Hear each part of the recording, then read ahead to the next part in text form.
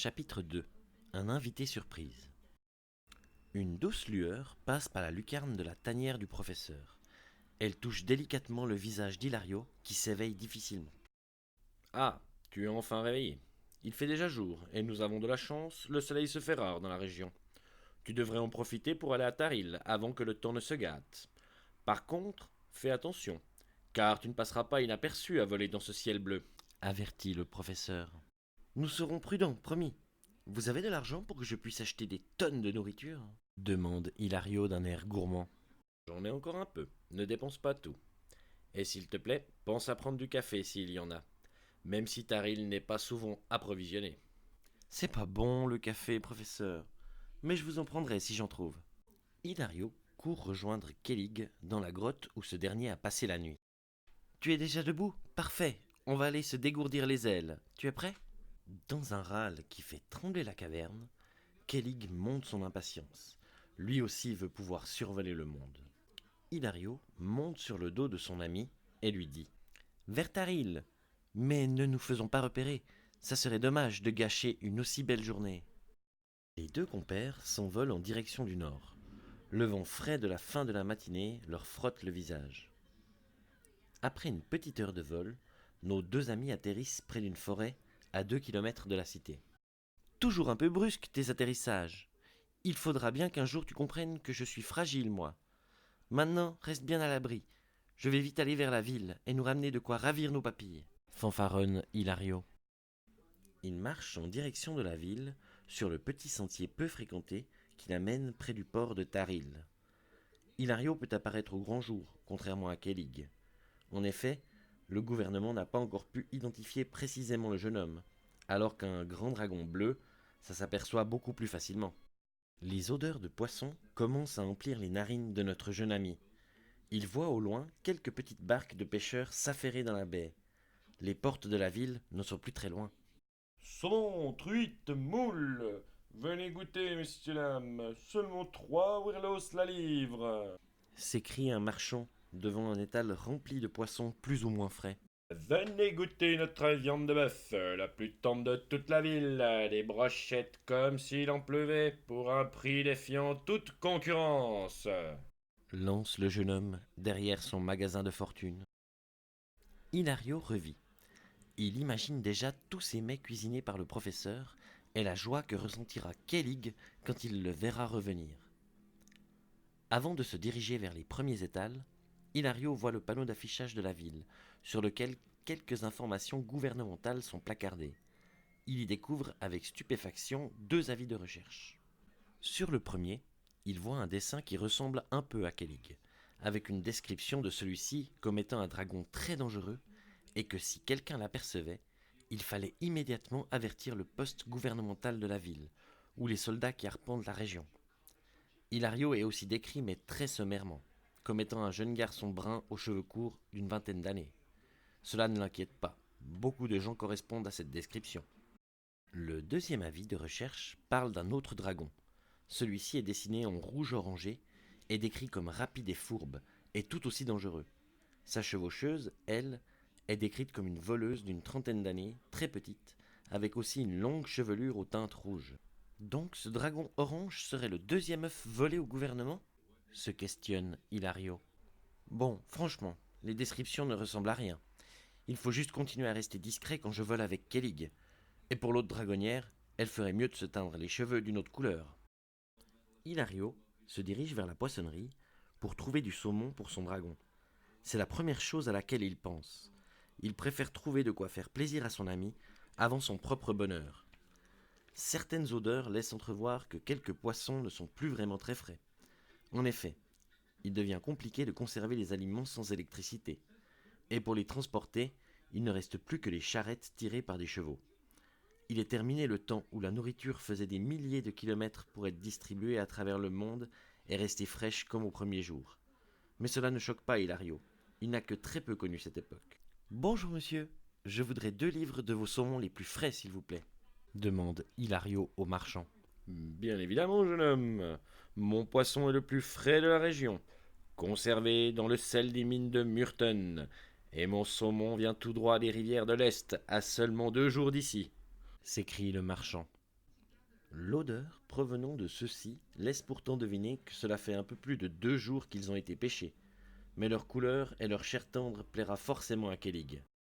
Alors 2 livres, s'il vous plaît. Et si vous pouvez m'ajouter 1 livre de votre meilleur hareng, merci. Le marchand emballe le tout dans des papiers séparés et tend les poissons à Hilario en n'omettant pas de lui réclamer 9 wirlos. Cela fait déjà un trou dans le budget, mais au moins on mangera à notre faim, pense Hilario. Il part ensuite en direction de la boucherie pour acheter un peu de bœuf. Cela fait tellement longtemps qu'il n'en a plus goûté. Après avoir payé encore quelques wirlos pour de bons steaks et une dizaine de brochettes, Hilario n'oublie pas le professeur et recherche une épicerie pour récupérer un peu de café. Son panier commence à se remplir. Saumon, hareng, bœuf, café et aussi quelques légumes et autres féculents. Les prochains repas seront excellents et variés. Cela changera du chou bouilli. Au moins une mission facile, pas comme aller chercher les reliques du professeur dans des endroits dangereux. Les bras chargés, Hilario retourne voir Kellig qui l'attend tranquillement dans sa cachette. Sur le chemin, il imagine déjà les yeux gourmands de son dragon à la vue de toutes ses victuailles. « Kellig, j'ai une surprise pour toi », dit Hilario en sortant un des saumons de son papier. Le dragon, émerveillé, s'approche de son ami et renifle le poisson dans la main de ce dernier. Lui aussi se rend compte que ce n'est plus de première fraîcheur, mais il n'en fait pas de cas et l'avale tout rond dans un grognement de contentement. « Ils sont bons ? Vu ta tête, tu as l'air d'avoir adoré. » Kellig approche sa tête d'Hilario pour réclamer un câlin. C'est sa façon à lui de faire comprendre qu'il aime son compagnon et de le remercier pour le petit amuse-bouche. Aujourd'hui c'était calme, mais tu sais que le professeur Pandore va bientôt nous envoyer dans des endroits fous.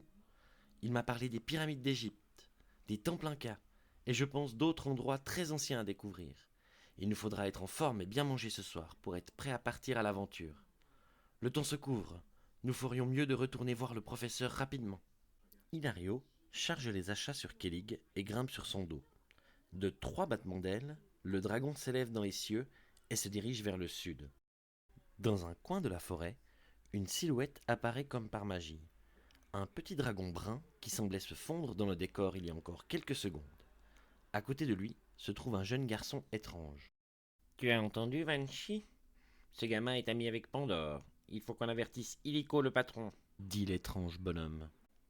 Le dragon s'envole en compagnie de son chevaucheur pour partir vers le quartier général du gouvernement.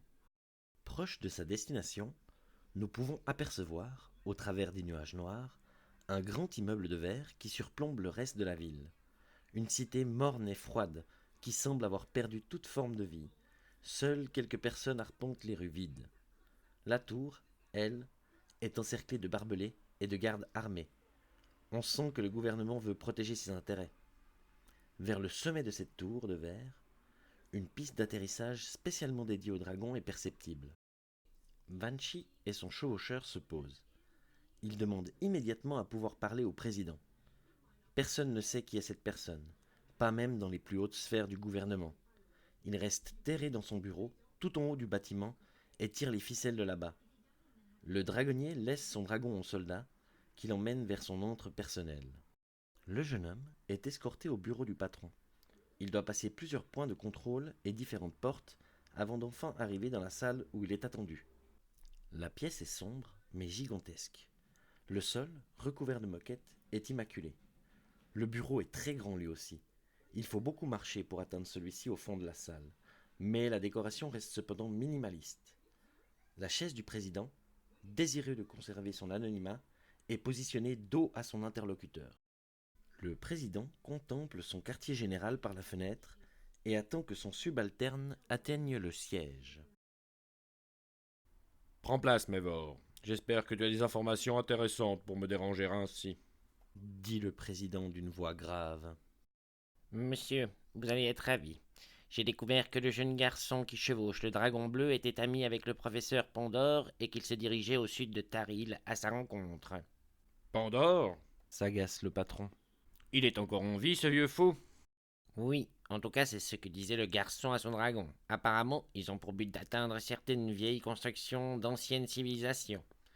Il a parlé des pyramides d'Égypte et des temples incas, je n'en sais pas plus. Il s'est envolé peu après, et avec Vanchi, je ne peux le rattraper en vol. » s'excuse Mévor.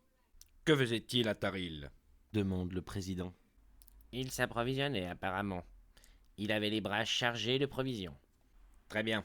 Merci pour ces précieuses informations.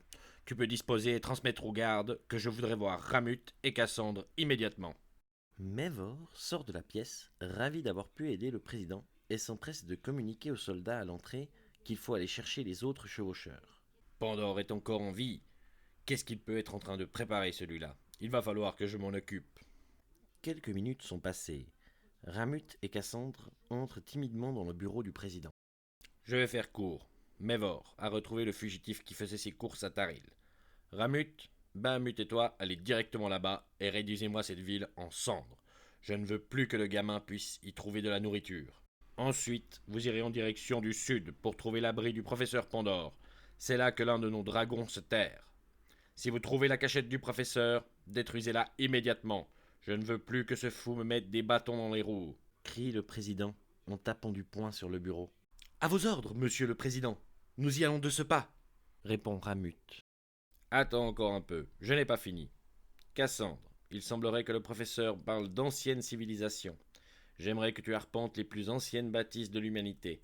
Tu risques fort de rencontrer le jeune homme. Si c'est le cas, tu n'hésites plus, tu l'élimines.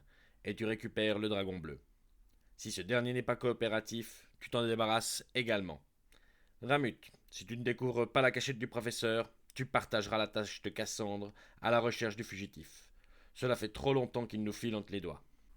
Très bien, disent en chœur Cassandre et Ramut. Et faites remettre des avis de recherche pour le professeur Pandore. Je le croyais mort, mais nous devons mettre la main dessus. Les deux dragonniers se pressent de sortir de la pièce et de transmettre les informations aux gardes de l'entrée. Sur la piste d'atterrissage, Bahamut et Scaline prennent leur envol vers leurs destinations respectives. À des centaines de kilomètres de là, Hilario et le professeur Pandore préparent des steaks de bœuf pour enfin avoir un bon repas qu'ils accompagnent de quelques légumes de saison. Ils emportent toute la nourriture dans la grotte où se trouve Kellig afin de célébrer une soirée sans choux. Tous les trois s'amusent et rient en appréciant les talents culinaires du professeur. La soirée est à la fête et rien ne changera ça. Ils n'ont pas conscience du complot qui se trame dans leur dos de la part du gouvernement. Au petit matin, le professeur réveille Hilario afin de partager ses dernières découvertes. Tous deux ne savent pas que, dans la nuit, Taril a été réduite en cendres. Bon, Dit le professeur en sortant à nouveau son bouquin poussiéreux. voilà l'objet de ta première destination. Rajoute-t-il en pointant du doigt une des pages du livre. C'est quoi ces formes bizarres s'interroge Hilario. Ce sont les géoglyphes de Nazca, une ancienne civilisation qui a précédé les Incas et les Mayas. Ces traits représentent des animaux, et ils sont extrêmement longs. Certains font des kilomètres et ne sont réellement visibles que depuis le ciel. Comment une civilisation aussi retardée, de notre point de vue, pouvait avoir une précision pareille? Cela reste un mystère. Mais dans ce livre, certains parlent d'une force étrange permettant de faire voler des nacelles en bois, d'où les ouvriers pouvaient contrôler la justesse de leurs dessins. Certains scientifiques pensaient que cette énergie n'existait pas, et qu'ils faisaient voler les nacelles à l'aide de ballons d'air chaud, un peu comme les quelques montgolfières qui parsèment le ciel à notre époque. Mais alors, quelle est cette force étrange? Vous avez une idée demande Hilario. Ici, il parle de la sphère énergétique du dieu Cortec, mi-oiseau, mi-serpent. Répond le professeur. Mais ce ne sont que des croyances, professeur. Vous croyez vraiment à ces balivernes? Je pense que tout n'est peut-être pas totalement vrai, mais cela vaut la peine d'aller vérifier. De plus, tu ne trouveras pas la sphère à proprement parler, vu qu'il semblerait qu'elle fut brisée lors d'un conflit avec la civilisation Mochica, qui voulut détruire l'origine de la force de leurs rivaux. Les Nazca, ainsi vaincus, enterrèrent les fragments à divers endroits, en espérant qu'une nouvelle sphère apparaîtrait. Survole la zone avec Kellig, et va voir si tu ne trouverais pas un fragment de cet objet. Il me plairait de pouvoir l'étudier afin de découvrir peut-être l'origine de son pouvoir énergétique. Vous m'envoyez me battre contre des moulins, professeur. Si je résume bien, je dois me rendre chez les Nazca pour survoler la zone afin de voir des jolis traits sur le sol et chercher un fragment d'une chose dont on ne sait même pas si elle est réelle ou pas. C'est l'aiguille dans une botte de foin, votre histoire, s'exclame Hilario. Fais-moi confiance, mon petit. J'ai le sentiment que cela peut être un voyage très fructueux. Pars avec Kellig et ramène-moi un fragment de la sphère énergétique, je te prie. Le professeur montre une carte du monde et indique la direction à prendre à Hilario, encore décontenancé par la mission à venir. Il se rend, penaud, à la rencontre de son dragon afin de préparer le voyage. Kellig, direction les plaines de Nazca. J'espère que tu es en forme car le vol sera long. Mais nous ferons quelques pauses et je t'expliquerai la mission en chemin. Kellig acquiesce d'un geste de la tête et invite Hilario à monter sur son dos. Ils sortent de la caverne ensemble et disparaissent au loin dans le ciel gris.